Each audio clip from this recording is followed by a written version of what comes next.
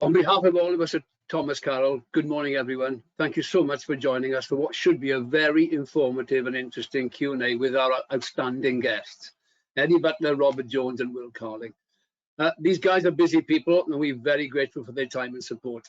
I'd like to share some serious credentials with you about them before we kick off. First of all, we got Eddie Butler, hugely impressive rugby career, playing for Cambridge University, Pontypool, Barbarians, Wales, who he captained on 6 occasions, and the British Lions in 1983. Is currently a popular and highly respected television broadcaster and journalist. Secondly, we got Will Carling, OBE, another superb rugby career, playing for the Harlequins, Barbarians, England, who he captained on 59 occasions, winning 3 Grand Slams, no less, in the process. And he played for the British Lions in 1993, on the 1993 tour to New Zealand. He's currently involved with the England team, helping develop the younger players. I think I'm right in saying that. He now enjoys running his own very successful events and hospitality management company based in London. Last but not least, our very own Robert Jones enjoyed an illustrious rugby career, playing for Swansea primarily, played for Western Province in South Africa, which is interesting, Barbarians, Wales, who he also captained, and he played for British Lions in 1989 and 1993. He's also heavily involved in the media and is a director of the Thomas Carroll Group. I can't think of a more lively and interesting group of experts to question about the prospects of the Lions in South Africa where the virus is on the rampage. Before we start, we do have, I'm pleased to say, a small competition for you and the chance to win an official Lions kit bag. The prize is worth £180 and includes a Lions jersey, a bag, a coat, a polo shirt, a cap, and much more. So do enter the competition. All you need to do is to predict the score of the first test match on Saturday. Kick-off is 5 o'clock. Put your answer in the question section, which you'll find on your webinar side panel. You can do this anytime during the session, and we'll be in touch next week with a winner. Do please enter the competition. That bag is worth having. Any rugby supporter would love it, and you can share it with your children, of course. Right, let's crack on. We've been swamped with questions. I've tried to combine, a lot of them have been quite similar, and the main thrust has been around selection, of course, which was announced yesterday, and a few people are shocked by it, but it looks a strong Lions team. So I'm going to go straight to our panel and start with Eddie and say, were you surprised with selection, Eddie, or are you pleased with selection?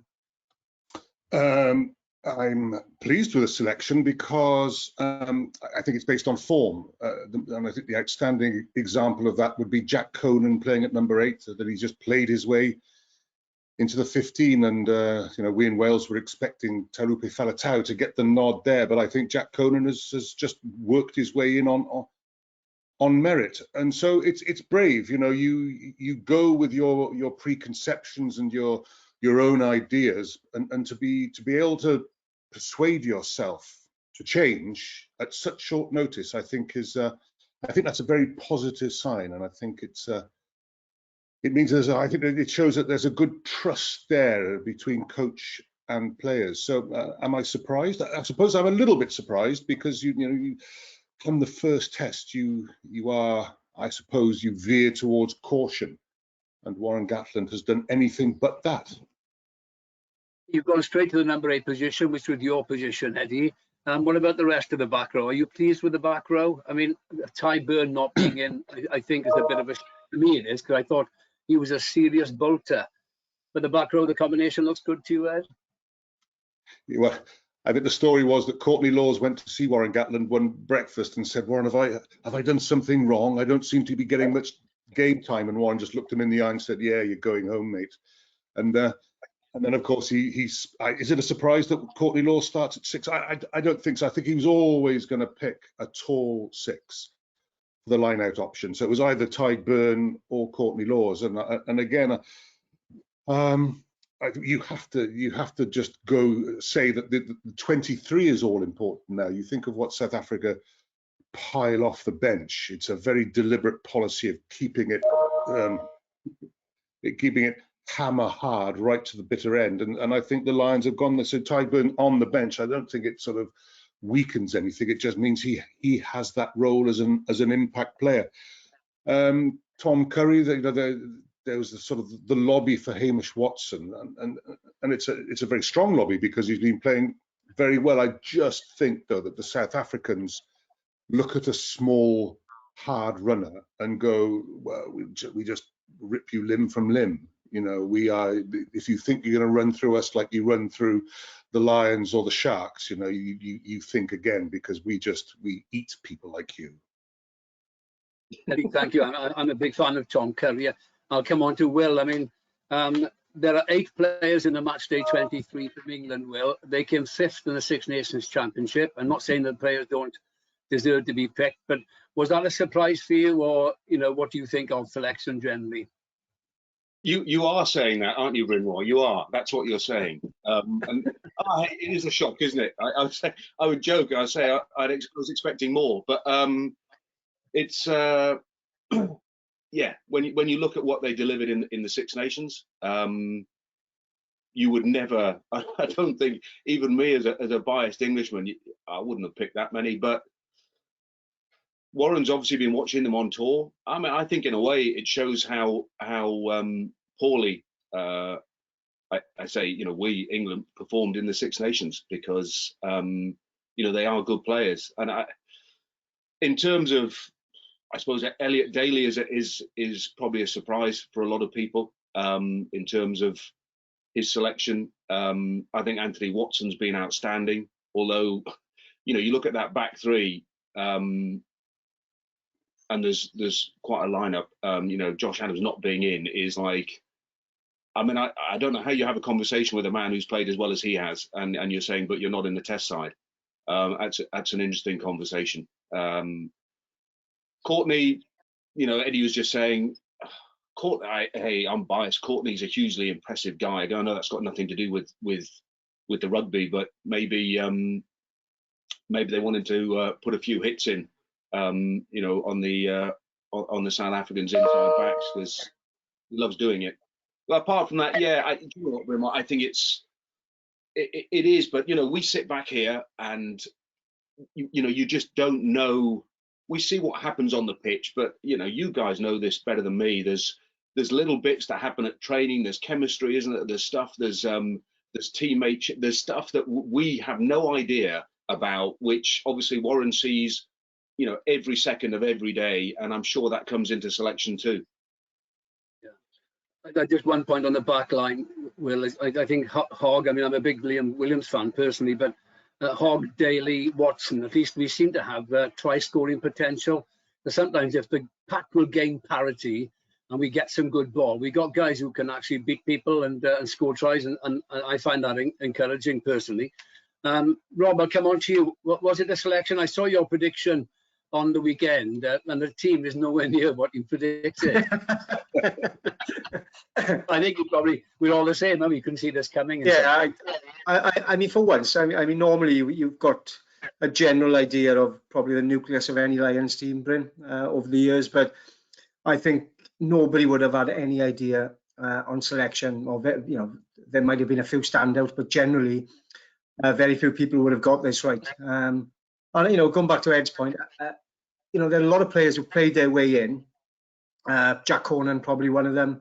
Luke Cowan, Dickie at hooker, certainly, I think, has been outstanding out there, you know. And when you consider the quality of our hookers in terms of Ken Owens and Jamie George as well, I mean, he's had to work incredibly hard to get Gatlin to look at him and think, Christ, he's the best one we've got here. So, you know, he's done incredibly well. And then I look, you know, at some of the other selections. Ali Price has probably been the standout 9 in South Africa. I think there was a big question mark when he was originally selected for the squad, and I was one who didn't think that he would perhaps had the ability to go and compete for a Test place.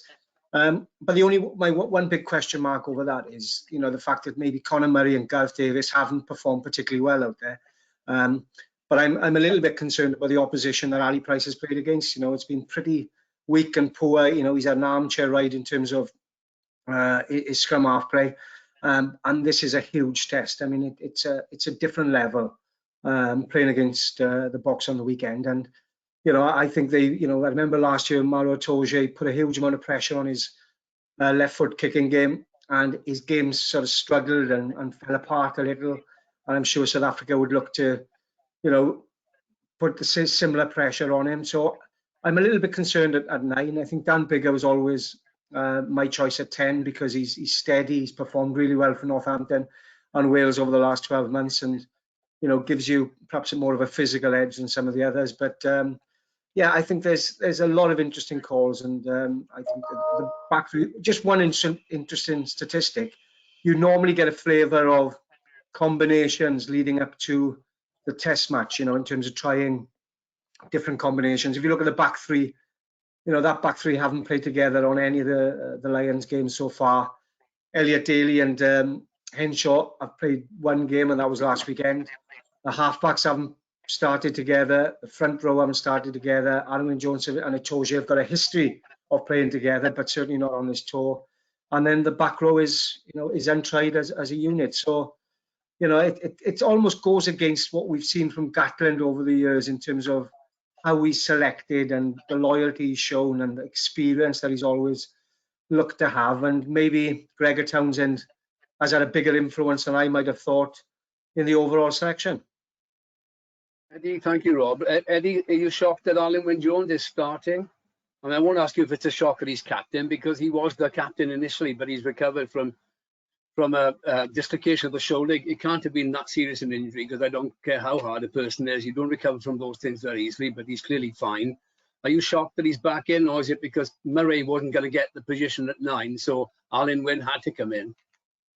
Yeah, I suppose, the shock is that a man aged 35 can recover so quickly from a dislocated shoulder. And, it's I don't know what sort of strapping or, device he's going to have to hold himself together. But it's utterly remarkable. And I imagine that once the decision was made for him to fly out to South Africa, then he just became another player. And since he's the captain, then he plays. So the decision to go to recall him was the massive one. But from then on, I think once he got through the 20 minutes against the Stormers, and I think he was in. And I'm not so worried about combinations. I've been on a couple of summer tours in the past 5 years and had to go to training sessions, which haven't done that for 20 years. And the amazing thing is just how intense the training sessions are and how they try to replicate match conditions. And I think they put a lot more, they analyze the training sessions almost more carefully than they analyze the walkover games against the Lions and the Sharks and the Stormers. So what goes on in training is, we've talked about what we don't see in training. I think there are big decisions based on what happens within the camp. And I gather the last training session was very lively. I think Warren called it a bit of bone on bone going on, which normally implies there are a couple of dust-ups, which I think is a very healthy sign, because if you've got to be braced. There is a storm coming the Lions' way, and it's you've just got to be in that mindset where you go, well, here we go, the tanks are coming, and we're just going to charge them. I think you're right, and Will alluded to it earlier, and what goes on in training, and we've all been fortunate to be on Lions tours, and we know how brutal those sessions are for all sorts of reasons. Some to try and injure you so they can get in the side if you're in pole position. Will, I'm going to ask you about Owen Farrell, because I read in the Times today that Owen Farrell wanted to know where he stood. I don't know if that's paper talk, as if he's not happy that he's not starting. His form has looked very, very poor over the last 4 or 5 months. Six Nations, even for Saracens, he didn't look the Owen Farrell that we know. Is he a type of guy you'd have picked anyway? Because, they say he's a test animal. He's on the bench, of course, so he can come on, but he could be on after 2 minutes and he's not playing terribly well. What are your thoughts on the Owen Farrell factor? Hey, look, Brynmor, I'm biased, obviously, but even having said that, I think Biggar was the right choice at 10. I think he's been playing outstandingly well. Owen. Yeah, and I think, hey, without digressing down in English, I think the whole Saracens thing had a huge impact on Marrow, Owen, Mako, all those guys. I mean, Elliot's done well, sort of come out of it, and it had big implications for England. And I think Owen, in a sense, is still struggling off the back of that. I think it shows how incredible Marrow is as a rugby player, that he manages and has retained form and has been outstanding for the Lions again. But I think it's what we're saying. Warren will have been watching Owen very closely, and yeah, he's a fierce competitor and test match animal and everything else. But as you three know, I think it gets to the point you need a certain base level of form. However competitive you are as a man, however intense you are, when it comes to game, if you haven't quite got that confidence, if your timing is just not quite right, and Dan's is, that you've got to make that call. And the challenge for Owen will be how he reacts to it, and how he gets himself back into a frame of mind to deal with it. And I hope he does. I think he will, and I hope he does. Do you think, Will, that in just a quick one for Will, really, that yeah, of course. Owen, he still is going high into the tackle, and you can just imagine a stream of Springboks going at him, hoping in a way that he continues to go face to face in defence. And I just wonder whether it's almost a precautionary thing, that you can't afford a string of penalties and Owen being targeted for that. I just wonder what your thoughts are. Yeah, no, I know it's a tackle issue was not something that ever really bothered me, Eddie, because I wasn't overly keen on any of them. But there's all sorts made about his technique, and he'll have to change it, and he's going to have to modify it to a certain extent, because opposition will make a lot of noise about it, and I'm sure the South Africans will make a lot of noise about it if he comes on. So he's got to be careful. And actually, the way the game's going in terms of head injuries and all the assessments on every tackle, you think it's not worth it. Discipline, I think, will be a key come Saturday as well, and Marrow will have to be careful on that front. I think there's it's teamship. It's about not giving them kicks. I think looking at the selection, I think Warren, wants to play quite a fast-paced game. He wants to play quite a running game. I think he wants to challenge them quite hard at that, and discipline will be a key, because it keeps giving them breaks if we keep giving them penalties, and it'll just ease off the pressure. We need to have them under pressure for good periods of the game straight away. I think the Lions will play a very fast game. So, that in that sense, you don't want guys giving penalties away. I think that's a good point, Will. Can I just turn a lot of questions that come in about the Springboks? We know they're great players, but as a unit, they haven't played much together, so that may be perceived as a weakness that we can take advantage of. But Rob, are they undercooked? Is this a great opportunity for us to have a clean sweep in the Test series, or we can have a bit of a shock on the weekend? I don't know. They'll be undercooked in terms of having played collectively as an international side. Obviously, they haven't played, apart from the Georgia game, any competitive rugby since the last World Cup. So there's no doubt in terms of coming together and galvanising as a team. They're not quite going to be as good as they'd like to be, but at the same time, you've got a lot of players who are playing in Europe, playing in England, in France, in Japan, and and playing competitive rugby on a regular basis, who, as we saw in the Springbok A game, are certainly up for it. I think the question marks are certainly over fitness, whether they can last 80 minutes at the level that we saw in the first half of the Springbok A game. We know the Lions can. They've all played a lot of rugby. They've been together for a long period of time. So they will be slightly undercooked, but a slightly undercooked South African side who, for the first time in 12 years, are now playing against the British Lions, an opportunity nobody gets very often. They would have worked incredibly hard to be at the very top of their own game. And I think it's going to be a tough series. I can't see, if the Lions win 3-0, I think it'll be incredible. I think it absolutely will. And I just can't see that. In fact, I'm still, based on selection and based on what I've seen from the individuals and that Springbok A game, that South Africa at the moment for me are favourites for the weekend. So it's going to be a huge battle, no doubt, as we expect and as we want. But I just think the Springboks will be massively up for this. Jonesy, that South Africa A, obviously wasn't South Africa A at all, and you look at it and go, has that given them a massive? They had a chance for a run out. If they hadn't have had that, because I don't mean to be too disparaging about Georgia, but that wasn't enough of a test. You think from a Lions point of view, the Lions would have much preferred them not to have had that run out against them. And I think that's the whole bit of this tour is the Lions' opposition, apart from South Africa A, hasn't been strong enough. So we haven't been tested enough. They get the chance to have a run out, which I think has done them a huge amount of good. And it's just been a bizarre tour, hasn't it?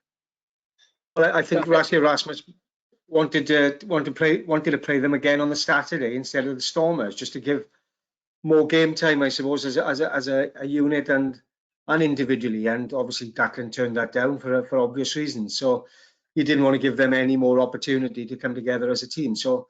It is. There's a bit of gamesmanship right down it, and the tour, as I said, is bizarre because it's not what we'd normally see. It's games are being cancelled. The Springbok A side is a full-blown international side because they need rugby, and it just, I suppose, it all makes it more interesting for the weekend. On the other hand, the Lions who were coasting through all the games suddenly have the rudest wake-up call. Oh my God, it's going to be like this, is it? And so they actually know, they're forearmed now, they know what to expect. And if you think back to the last series in 2009, the South Africans came at the Lions in the first test and caught them unawares. They went for the scrummage, they went for the massive driving mauls, and the Lions looked totally helpless for 40 minutes and then nearly turned it round in the second half. So the chances of being caught cold have been reduced now because of that South Africa A game. Declan is quoted in the press this morning as saying that South Africa A game was a psychological boost in favour of the Lions, and he based that on the fact that in the last 25 minutes the South Africans, they sort of they looked unfit, they didn't compete in the way they had in the first half, and he felt that was a psychological edge for the Lions. But I think that again is Gatland talk. He's very clever in twisting things and getting things to look positive when perhaps they are the underlying negativity there. But I was just wondering if that second half for South Africa suggested they're not match fit.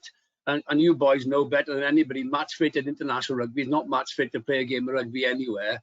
Match fit international rugby is both psychological and physical.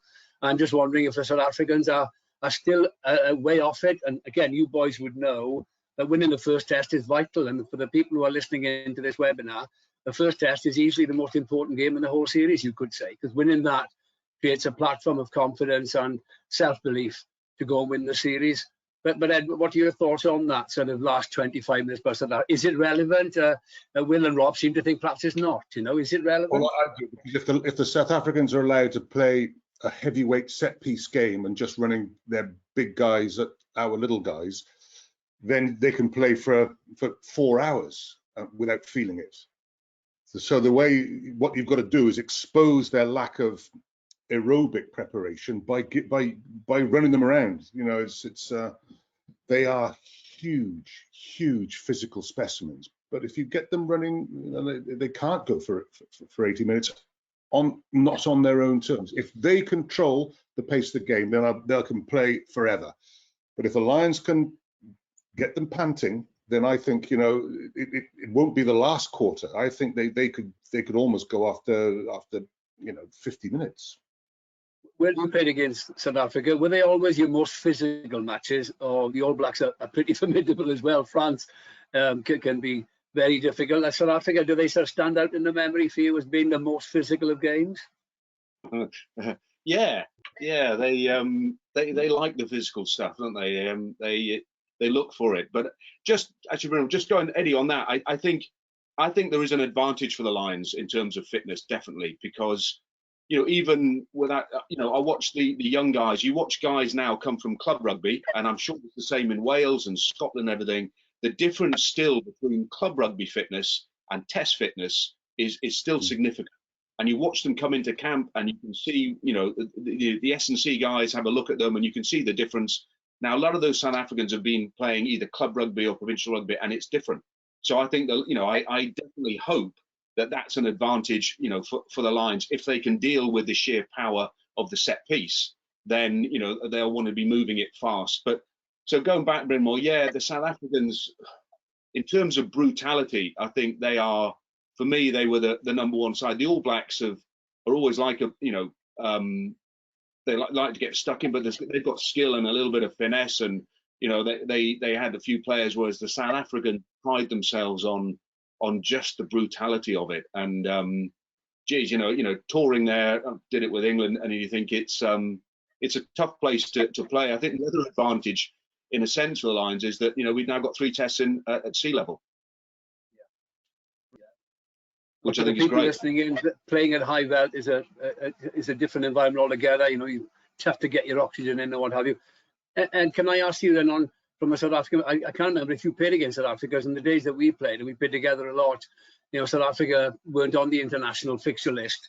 But, you know, do you see the front five as being the most important element of play to look out for in the first half hour? Because if you gain a parity at least within the front five, the back row can operate, the half backs can control, and the backs aren't redundant.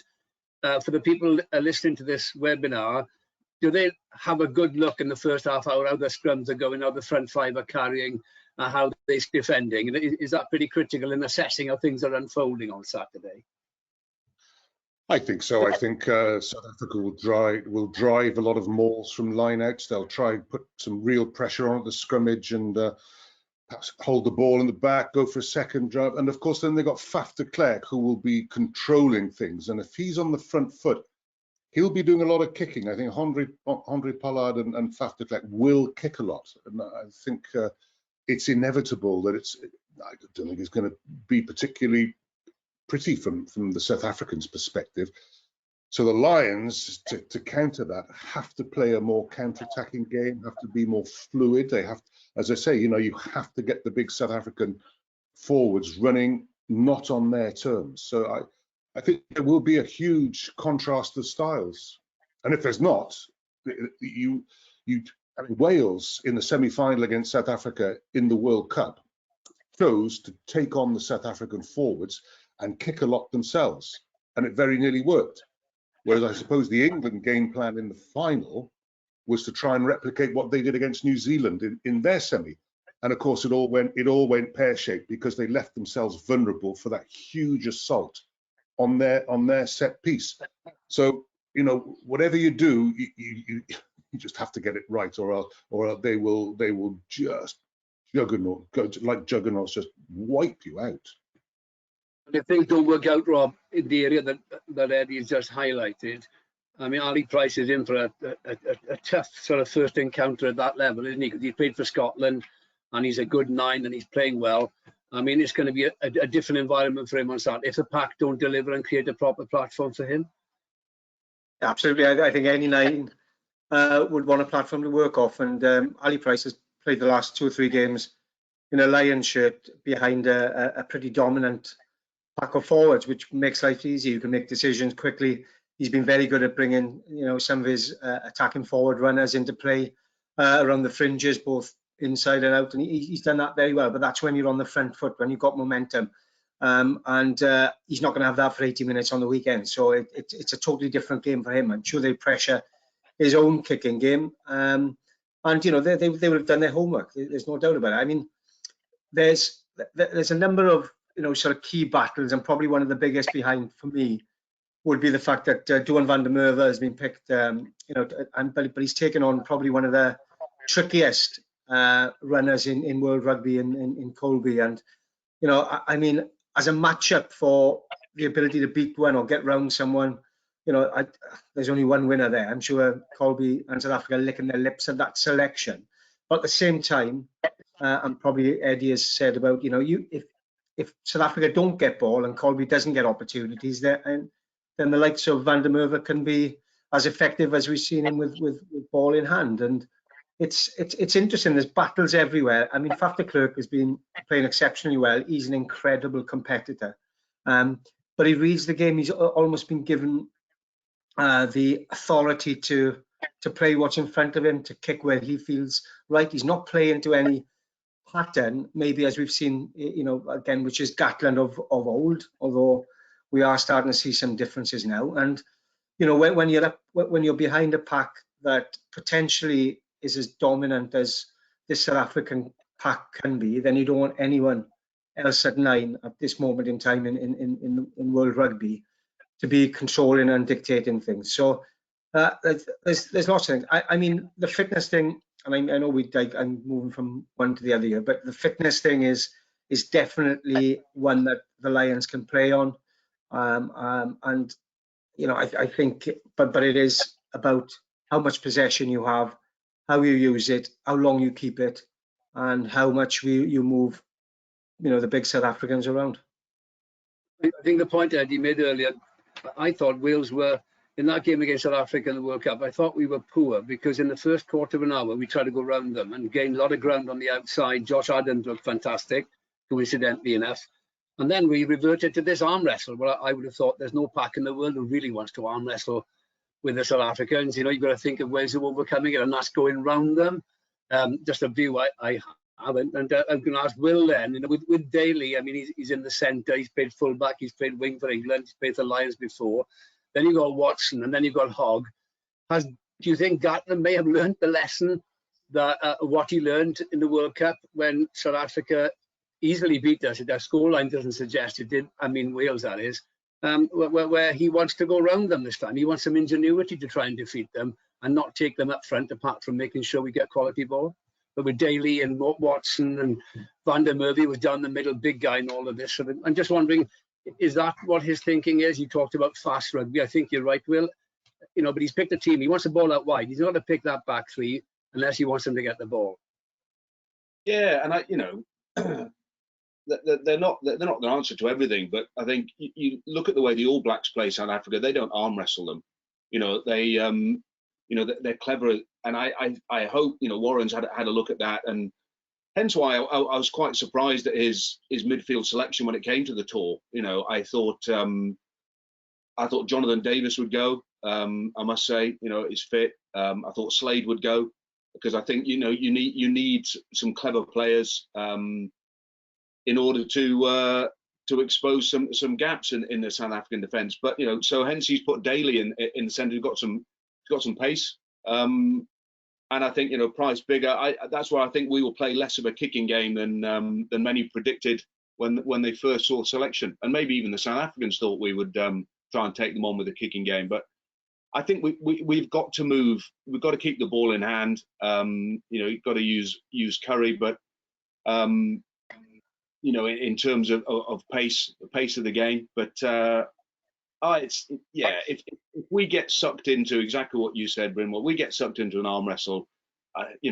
Much as I'd love to back some of the guys, I think you lose against them. They are an incredibly powerful side, and they love it. Just disagree slightly, Brynmor. In the Wales performance against South Africa, there was a point. There was the tipping point of the game in the second half.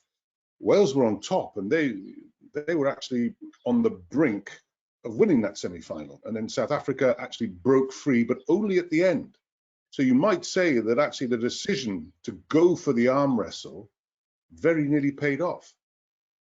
And that don't forget who the coach of Wales was then. I mean, it was Warren, and he there is a rumor that he and Rassie Erasmus after that semi-final talked, and Rassie said, "How do I beat England?" And Warren said, "Smash them. Smash them, put pressure on Billy Vunipola and the 8-9 axis and smash them. And when you think you're on top, smash them again." And that's what they did. So I think the strategic approach will be very interesting. Who has adapted, who's changed, who's tinkered, or who is just going to go, well, it worked last time, let's blast it out again. Listening to what the three of you were saying, and I did Van der Merwe, I thought, he's a big guy down the middle, and back three we've talked about, exciting. But I'm just wondering, has he been picked? Because Bigger is going to kick South Africa to death because they've got two very small wingers. Leroux isn't the most reliable on the high ball, exciting as he is as an attacking fullback. I think we may well see Bigger and Price with his left foot, but especially Bigger. He kicks some seriously high up and unders to the wings. I think that may be a ploy to try and disturb them behind as well. The back three perhaps defensively look weaker than any other element in the Springbok side. Rob, do you have a view on that? Yes, it is a good point, Bryn. I think, you know, I mean, aerially, we're pretty good in the UK anyway, generally. And you said, you know, but then wouldn't you have perhaps gone for a Liam Williams, who on the wing, had that been the case, and he hasn't, you know, which surprised me, I must be honest. I think we've had chats about the fact that he would almost be the first one on the team sheet in terms of, but where in the back three would you play him? The fact he's not there, he's on the bench. I know it. I really can see glimmers of, in the games that we've seen so far, their ability to, or their want and desire to play a wide game, to get the ball to the Van der Merwes, the Josh Adams, the Anthony Watsons as quickly as possible. And the other thing as well, in terms of, you don't want to get too involved in the contact area. And I've seen, certainly in the Stormers game, their offload game, their ability to get the ball away from the tackle area as quickly as they could, so they're not getting into that arm wrestle and that physical competition at the breakdown, which again probably the South Africans would win. So I can see elements of the Lions wanting to play wide, wanting to play quick, and it's common sense that we should do that based on the potential physical differences between, you know, the two sides and the two packs in particular. But I'm still probably struggling to see how Gatland, with the selection he's made, wants to play this game, because there are, you know, I said, you know, I mentioned Liam Williams, Van der Merwe. I can't quite see it. Josh Adams, I would have put Josh Adams in. He needed to be there somewhere. Stuart Hogg has been on 3 tours. I know he's injured the last one, and he looks a different man in a Lions shirt to what he does in a Scottish shirt. You know, he's not playing particularly well. He doesn't look as if he's playing with the confidence that we see him when he plays for Scotland. So again, I was surprised with that selection. And how does that affect our back three in terms of attacking in this game? I'm not asking any questions here, but I'm just giving my views on thoughts. You sound like Boris Johnson, Rob. You're not answering any questions. You're making statements. I know, just making things up. Will, there's a question here about what are your views on the impact of the bench. I don't know if you know the bench. It's an area that we don't always focus on, but you know, there's a pretty strong bench clearly on both sides. But who's going to be critical, do you think, for the Lions coming off the bench? You know, is it Sinclair? You know, is it Ken Owens, because they're big carriers and what have you? Eddie first then. I'm surprised they've gone, you know, the sort of conventional 5-3 split. I thought they might go 6-2, 6 forwards and just 2 backs. But they will. They have a big part to play, and I think you know, Ty Byrne always brings something to the party, and you know, I think we're looking for people who will bring a new flavour to the game, add something new. And I think actually the Lions might just have a few more unconventional players. Hamish Watson plays very much his way. Ty Byrne is different. Kyle Sinclair is a different kind of front row forward, very good in the loose. You know, we've got Ken, of course, who is dynamic in the loose.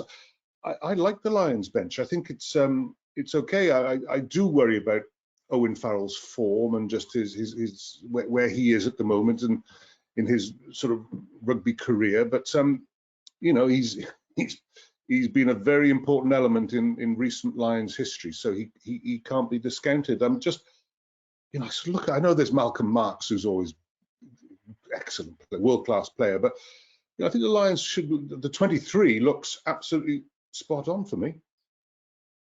Will, bench. Yeah, I think. Oh, hey, I'd like to be like Jonesy and just ruffle my hair and give a Boris answer. And it's just like said nothing. You normally do, Will. It's as big an insult as you can get there, Jonesy. That, you know, being compared to Boris, that's shocking. I'll remember that. It's stick. Boris. Anyway, sorry, Brynmor. Yeah, I do think if you look at Sinclair, you look at Keno, you look at Hamish Watson, I do feel that they view, speed the game up, bring on, I mean, Sinclair's a hell of a runner, and as you said, Ken, the same, Hamish Watson, suddenly some real pace in the pack that they're just, they'll try and put their foot down, last 30, 20 minutes and really make, the Springboks struggle. And I would like to think that's the way they might go. But, they've got to counter the set piece first half, and hopefully they will. But looking at it, yeah, I think, and hence with Liam Williams, because I agree with Eddie, I thought he might go for just two backs on the bench, but pleased he hasn't. I just think it's fast. I think there's got to be variety, as you said. Bigger is tactically very astute. He's great. Some of his kick is, it's very clever. So I think mixing it up, but just we've got to play at a different pace to them. I think that above all else is the bit we've got to play at more pace. And if we can, then I think we can cause them some real problems. And we've got to this test for sure. Bob, on the thoughts on the bench. Yeah. Right then, where am I going to start? No, I'm going to be straight to the point here. Definitely up front, I think there are players there who can come on and make an impact, and potentially change things if we need to change. Not quite the same, I think behind in terms of who we've selected, because I think if Ali Price isn't performing, Conor Murray's going to come on and he's going to offer stability, but very little else in terms of the form he's in at the moment and what he offers, to perhaps a more open and expansive game. Owen Farrell certainly is not playing well enough, I think, to make any drastic change, although he's probably, one of the world's greatest goal kickers. So the need to have him on the bench is probably why he's there. But personally, I would have gone for Marcus Smith. He's played one game. South Africa don't. Would you have had the guts to go with him? I honestly would have. I mean, I've watched a lot of him this year playing for Quins. I know he's played only a handful of sort of top class international games, but it would be a total change. Even if I suppose the goal kicking scenario is the biggest issue we had, although Conor Murray can goal kick and so forth.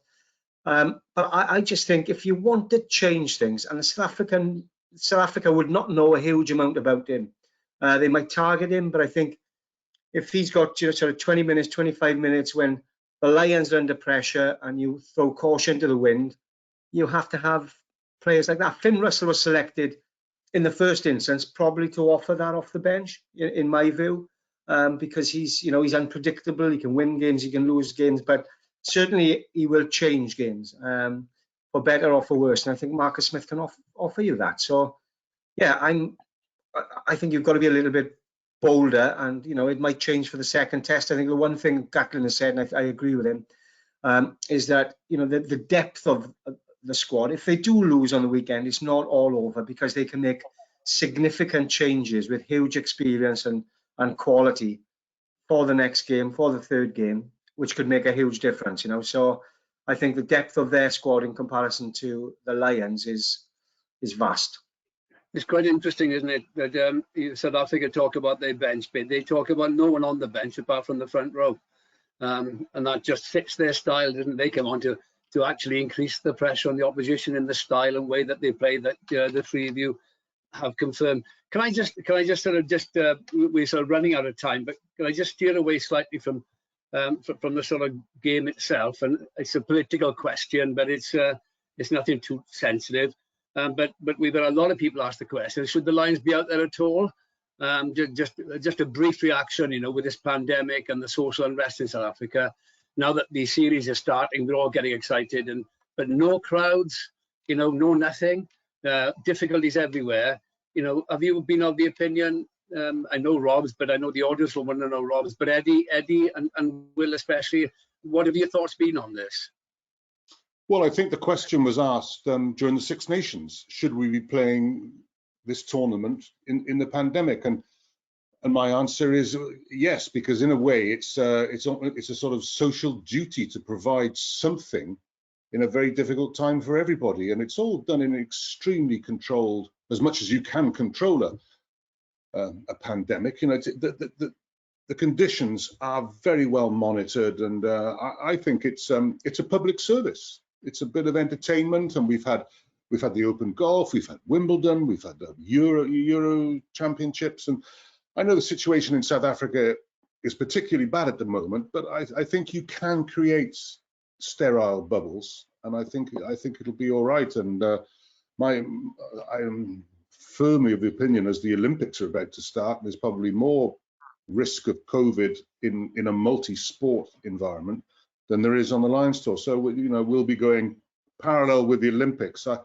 I think it is sport actually providing a public service for the world at large.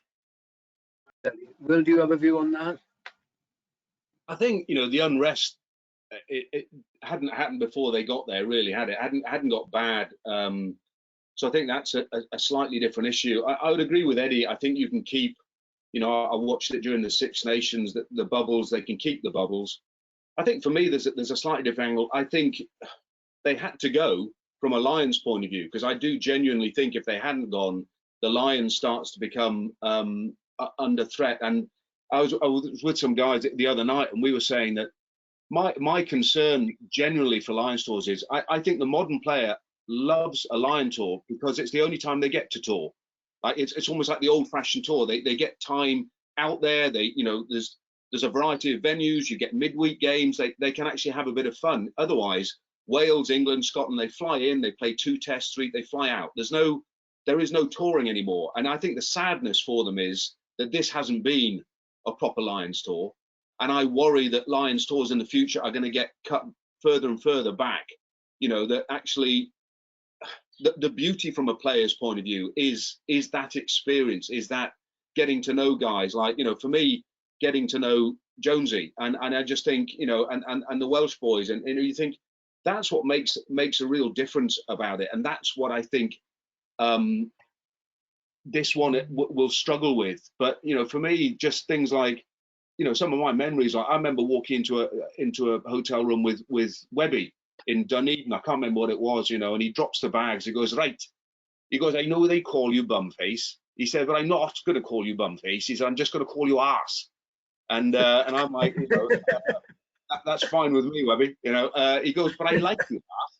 He said, I think we're going to have a good time. He said, then we're going to go drinking, and I am going to hopefully kill you on Saturday night. And it was one of those bits where you just think he was just outstanding. And I love, as an experience, it is outstanding. So for me, yeah, I know there are all sorts of other questions. There's commercial importance of this tour. I just think they have to, if we are going to keep the Lions after this one, you've got to make an experience that players really want to enjoy. Because the truth is, you ask modern players, British Lions or World Cup, and they'll go for a World Cup. They want to win a World Cup. A Lions tour is an experience that they like to have. So we've got to keep it as an experience. I know that I've digressed slightly here, Brynmor, but I worry about when I look at seasons, the structure of seasons, that people think we can cut these tours back more and more. If the Lions end up as just flying in for test matches and flying out again, players will lose interest in it because they do that for their countries anyway. And it's the other sides of it that the relationship I think is crucial. Couldn't you have postponed it then, Will?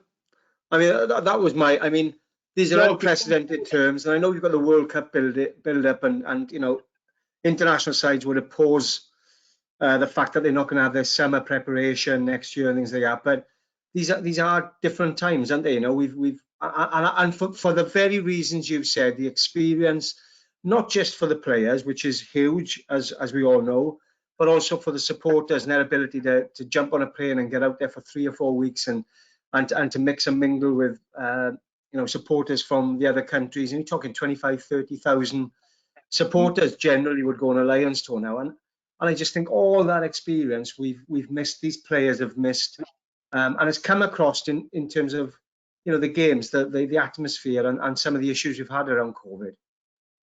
I think if it had been delayed till next year, sides would not have, England would not have released, because it's a World Cup cycle and it's their last. That's where we're up against. I think you either had to, cancel it and wait for another 4 years. No one would have released their players next year. Eddie, your thoughts on your Lions tour very quickly. And by the way, for the people listening and watching in, it's Richard Webster is Webby, by the way, one of the greatest characters of Welsh rugby of the last 50 years.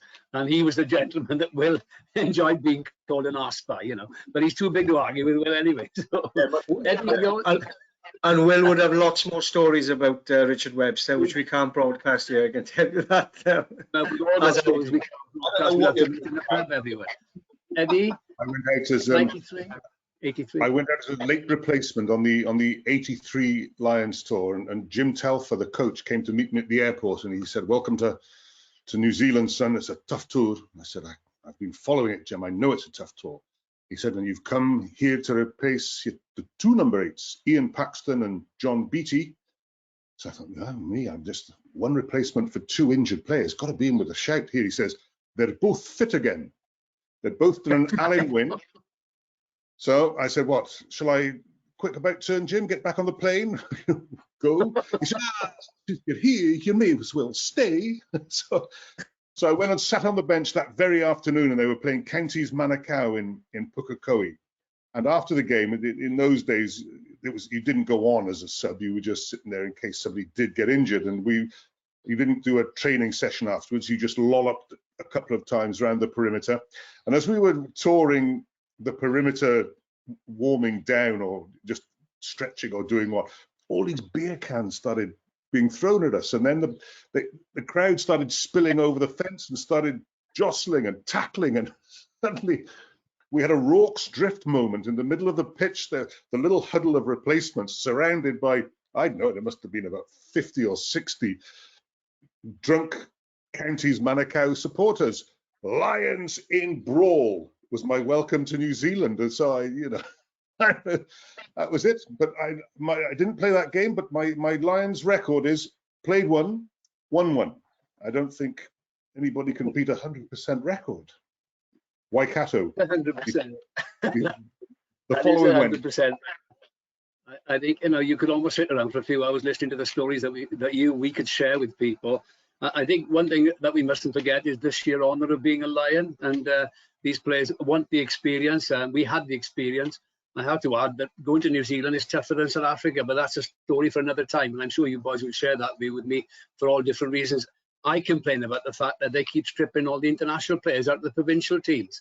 I think there are teams in the English Championship and in the Welsh Premiership that could have given the Lions a better game than some of the provincial teams they came up against, which I don't think helped anybody. But the sheer honour of being a Lion, and I'll just stress quickly before we sort of come to an end, and the players that will be picked for the test is the ultimate honour for them.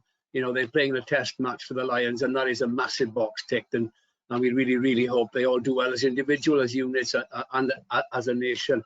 So now I'm going to draw it to a close. Thank you so much, Will, Eddie and Rob, for your views and thoughts regarding the next 3 Lions matches, especially Saturday. It's been so interesting listening to your thoughts and what you've had to say. Thank you everyone who joined Thomas Carroll in this webinar today. I've certainly enjoyed it big time, and I hope you have as well. Don't forget the competition. It is honestly a great prize. You'd love it if you win it. So get your predictions in so that we have a winner next week. Quite a few TC people, I've got to mention these, have been involved in setting this up, and I know that Eddie and Will have spoken to one of them, and that's Chrissy, and she's been great in pulling this together. Thank you. And I got Lauren here in the office, who's much prettier than I am, but you're not seeing her because she's in the background holding things up for me and making sure that this thing goes smoothly. But have a great weekend, everyone. Important that you and yours all stay safe. That's more important than anything else, and hope to see you soon. Goodbye.